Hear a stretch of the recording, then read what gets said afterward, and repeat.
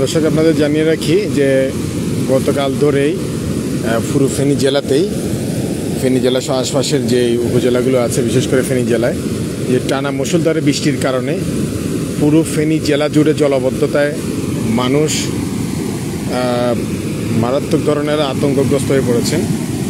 আপনাদের দেখানোর চেষ্টা করি, ইতিমধ্যে আসলে টানা বৃষ্টির কারণে পুরো ফেনী জেলাতেই 233 সেন্টিমিটার বৃষ্টি রেকর্ড করা হয়েছে। ইতিমধ্যে আসলে আমাদের পুরো ফেনী জেলা যে পরিমাণ পানির জলাবদ্ধতা দেখা গিয়েছে, বিশেষ করে মৌরি প্রজেক্টের 40টি গেট পানি নিষ্কাশনের জন্য খুলে দেওয়া হয়েছে। আপনারা দেখতে পাচ্ছেন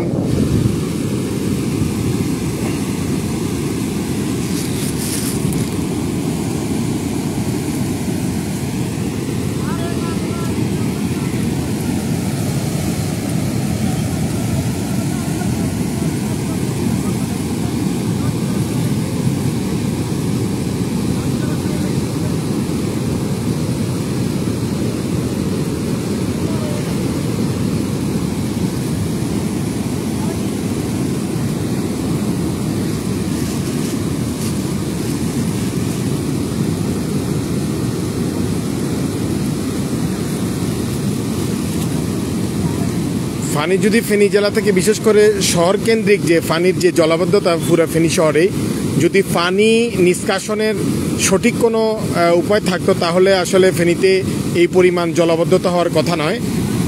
আপনারা দেখতে পাচ্ছেন যে পানির কি পরিমাণ চাপ, যে 40টি গেট খুলে দেওয়ার পরও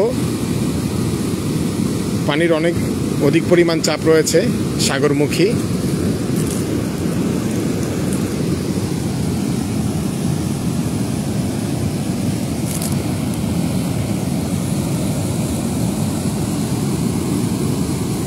আপনারা জানেন যে গত বছর 24 আগস্টের বন্যায় আমাদের ফেনী জেলায় ব্যাপক ক্ষতিগ্রস্ত হয়েছে। অসংখ্য মানুষের বাড়ি ঘর, বিশেষ করে মৎস্যজীবী যারা ব্যবসায়ীতে, মৎস্যজীবী থেকে শুরু করে ব্যবসায়ী যারা ছিলেন, সকলে আসলে কোটি কোটি টাকার ক্ষতিগ্রস্ত হয়েছেন।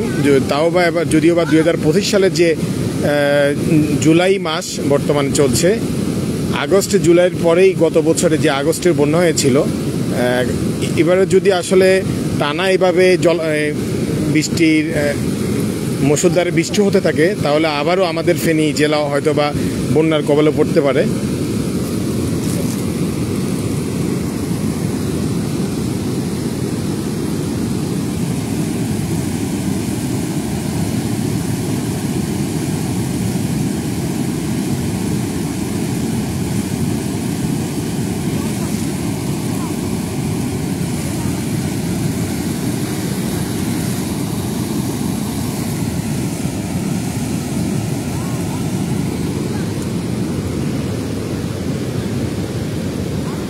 অনেকেই আবার জাল নিয়ে ব্যস্ত মাছ ধরার জন্য।